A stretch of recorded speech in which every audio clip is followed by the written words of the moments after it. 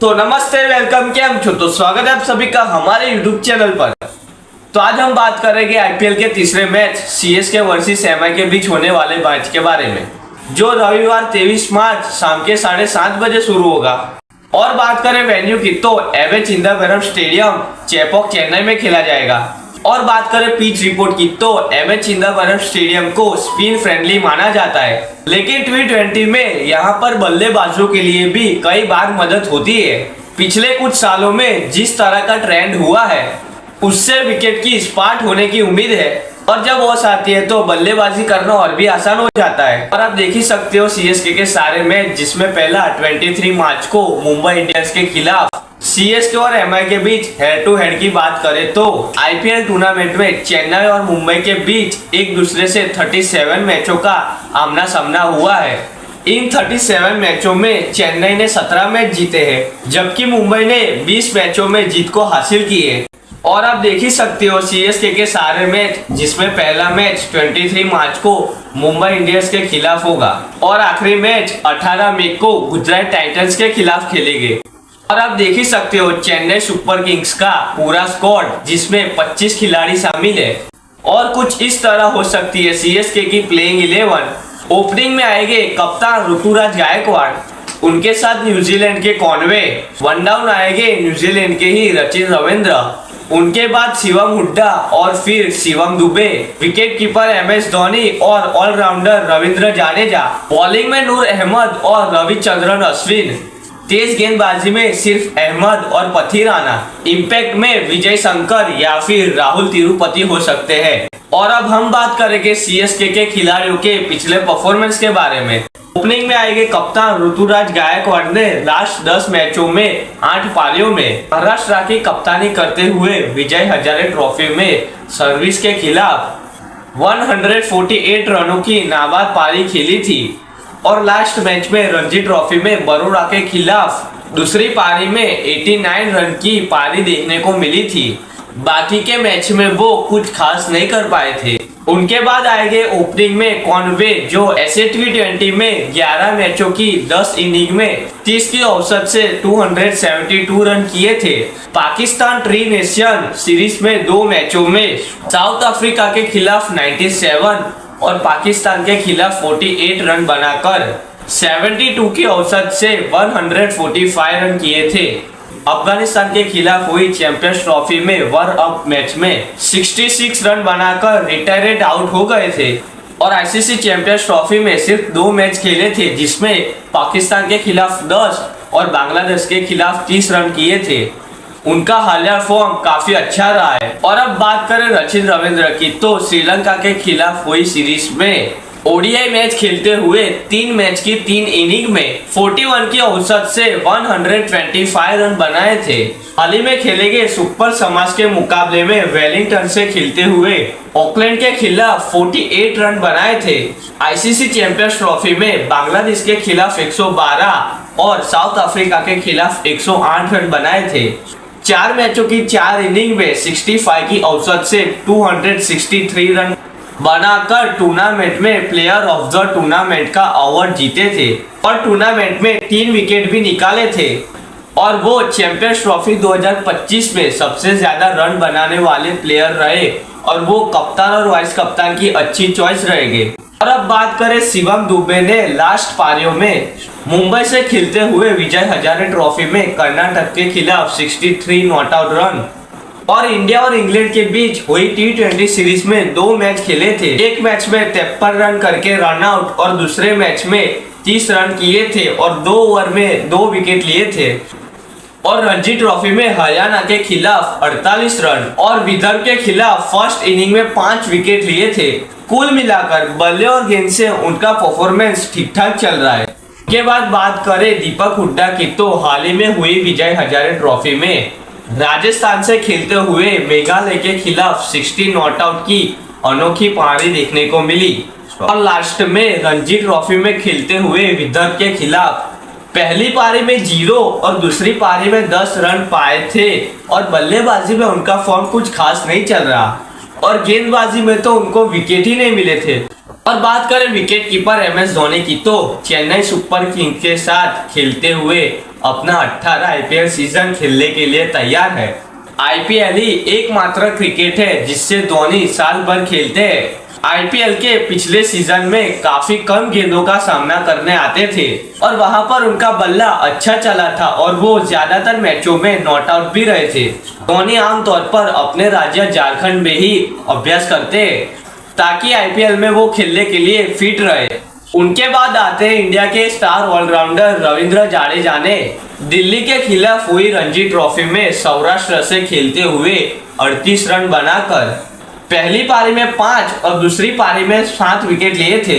England के खिलाफ हुई ODI सीरीज में 2 मैचों में 6 विकेट लिए थे। हालांकि ICC चैंपियंस ट्रॉफी में उन्हें सिर्फ 5 मैचों में 5 ही सफलता मिली थी और बल्लेबाजी में उन्हें ज्यादा मौका नहीं मिला था। और बात करें अफगानिस्तान के बॉलर नूर अहमद की तो ऐसे T20 में डरबन सुपर जायंट्स से खेलते हुए 10 मैचों में 17 की औसत से 13 विकेट लिए थे।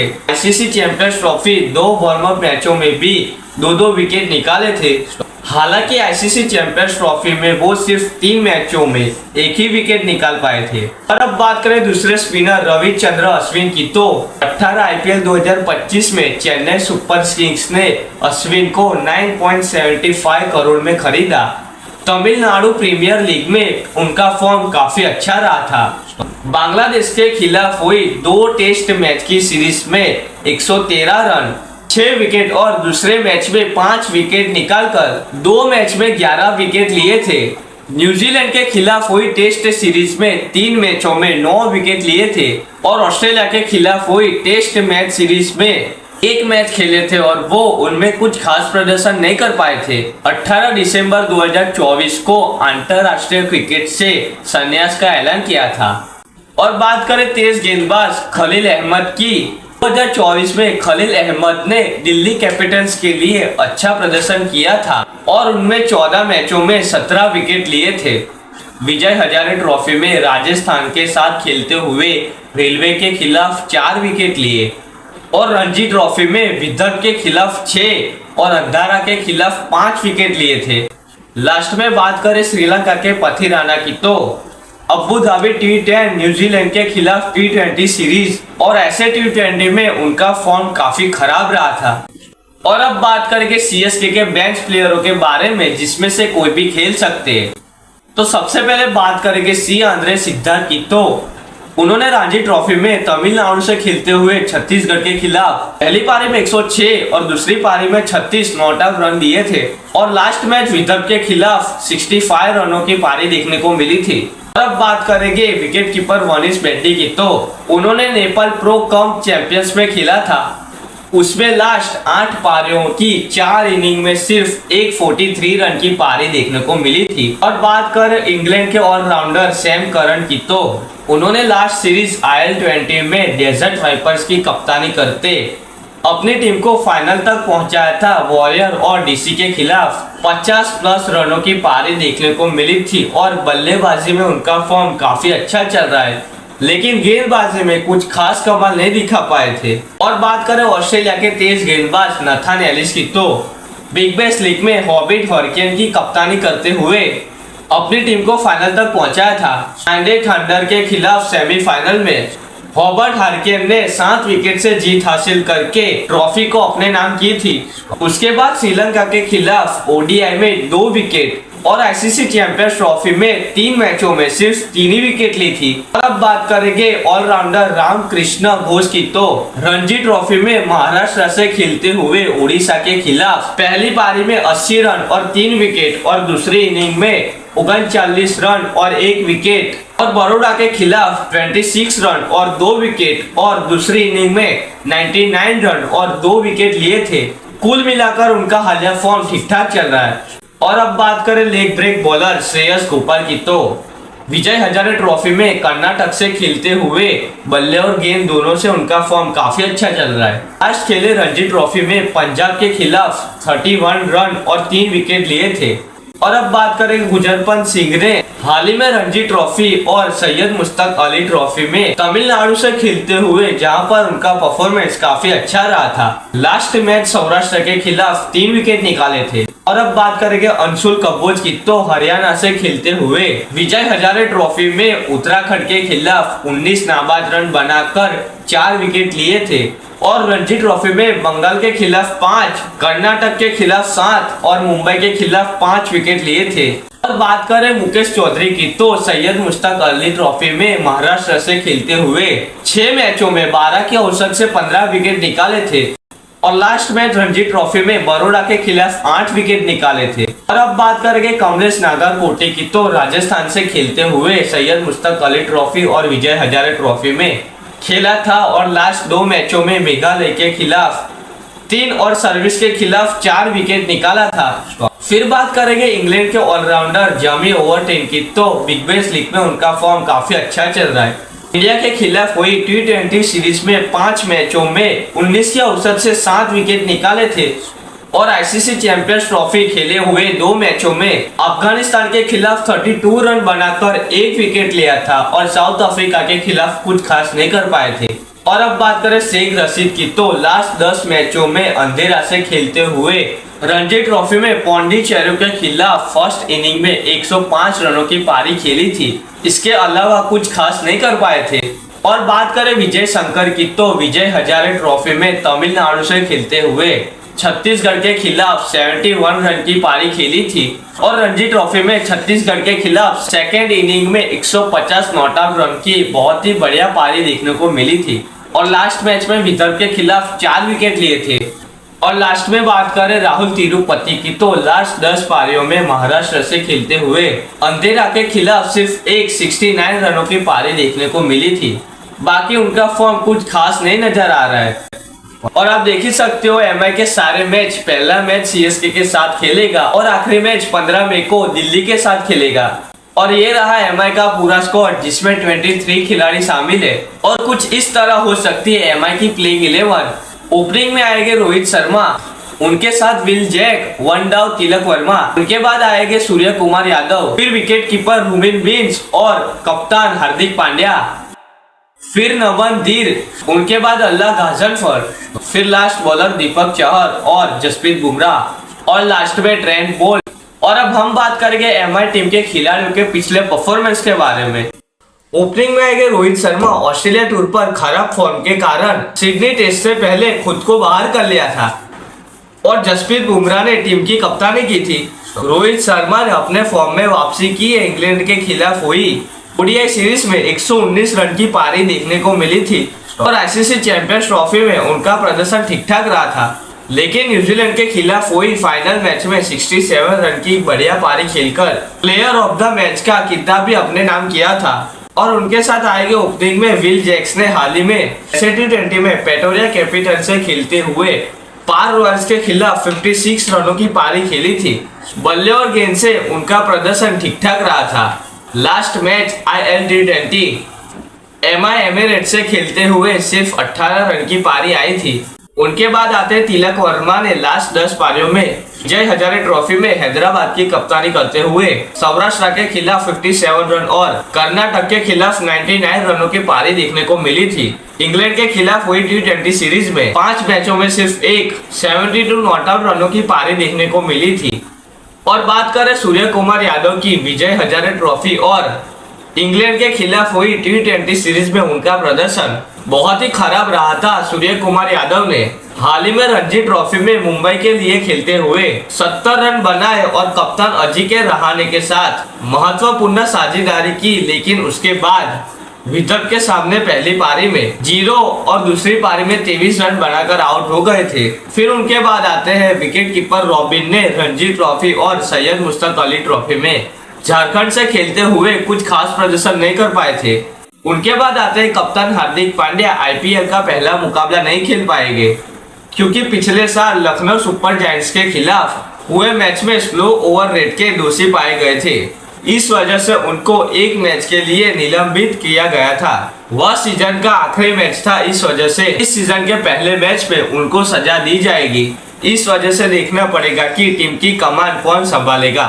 सूर्य कुमार यादव प्रबल दावेदार है जो टीम इंडिया के लिए भी कप्तानी करते हैं, या फिर रोहित शर्मा को दी जाए जो इससे पहले 5 आईपीएल खिताब अपनी कप्तानी में जीता चुके हैं। और बात करें उनके रिसेंट फॉर्म की तो इंग्लैंड के खिलाफ हुई सीरीज में अच्छा था और आईसीसी चैंपियंस ट्रॉफी में भी अच्छा परफॉर्मेंस रहा। बात करें नमन गिल की तो लास्ट कुछ पारियों में पंजाब से खेलते हुए सैयद मुश्ताक अली ट्रॉफी में हैदराबाद के खिलाफ 5 विकेट और विजय हजारे ट्रॉफी में पांडिचेरी के खिलाफ 55 रनों की पारी देखने को मिली थी।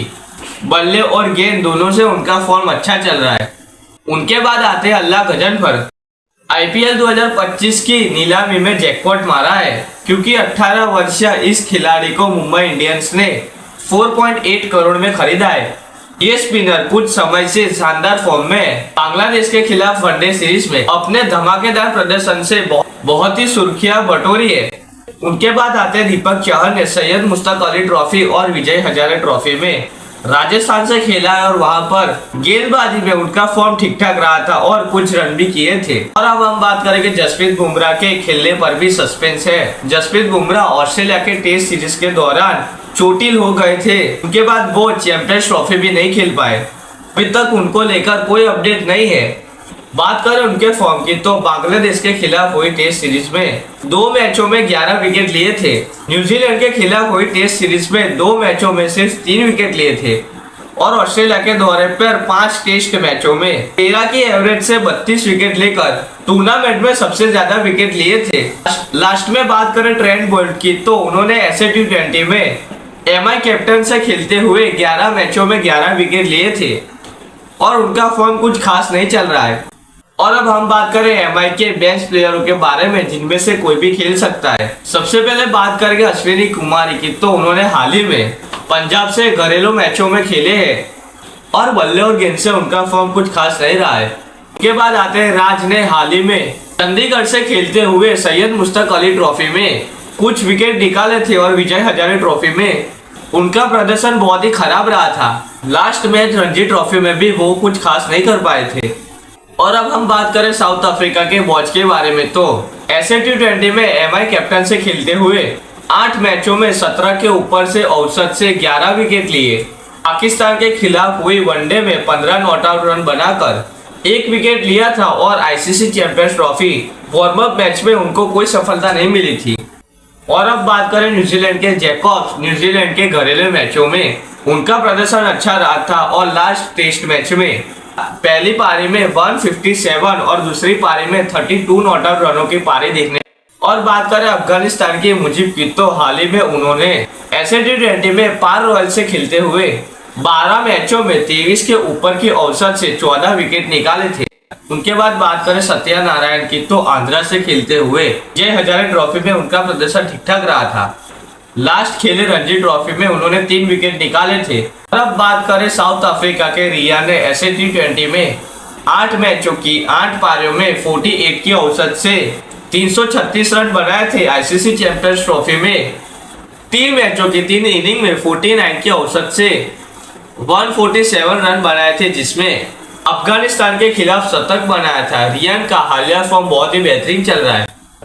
और बात करें न्यूजीलैंड के सेंटनर की तो पाकिस्तान ट्राई नेशनल सीरीज में 3 मैचों में 24 की औसत से 5 विकेट निकाले थे और आईसीसी चैंपियंस ट्रॉफी में कप्तानी करते हुए अपनी टीम को फाइनल तक पहुंचाया था और वहां पर 5 मैचों में 26 की औसत से 9 विकेट निकाले थे और जरूरत पड़ने पर बल्ले से भी अच्छा कर सकते। और अब बात करें करण शर्मा की तो रणजी ट्रॉफी में रेलवे से खेलते हुए सौराष्ट्र के खिलाफ फर्स्ट इनिंग में 4 और सेकेंड इनिंग में भी 4 विकेट निकाले थे। लास्ट मैच में 50 रनों की पारी देखने को मिली थी। और बात करें विकेट कीपर कृष्णन की तो घरेलू मैचों में कर्नाटक से खेलते हुए विदर्भ के सामने सिर्फ एक 78 रनों की अच्छी पारी देखने को मिली थी। और अब बात करें अर्जुन तेंदुलकर की रणजी ट्रॉफी में गोवा से खेलते हुए 4 मैचों में 18 की औसत से 16 विकेट लिए और विजय हजारे ट्रॉफी में ओडिशा के खिलाफ 3 विकेट निकाले थे। और अब बात करें इंग्लैंड के लेफ्ट आर्म बॉलर रिच स्टोक्ले की तो उन्होंने हाल ही में अबू धाबी T10 और बांग्लादेश प्रीमियर लीग में खेला है और वहां पर उनका फॉर्म कुछ खास नहीं रहा था। और दोस्तों हमारी टीम के लिए हमारी चैनल में दी गई डिस्क्रिप्शन से हमारी टेलीग्राम चैनल को ज्वाइन करें और फाइनल टीम टॉस के बाद पिच रिपोर्ट के साथ हमारी टेलीग्राम चैनल पर मिल जाएगी। और अब तक हमारे वीडियो में बने रहने के लिए आप सभी का धन्यवाद और हमारे वीडियो को लाइक करें, कमेंट करें और सब्सक्राइब करें। मिलते हैं अगले नेक्स्ट वीडियो के साथ। बाय।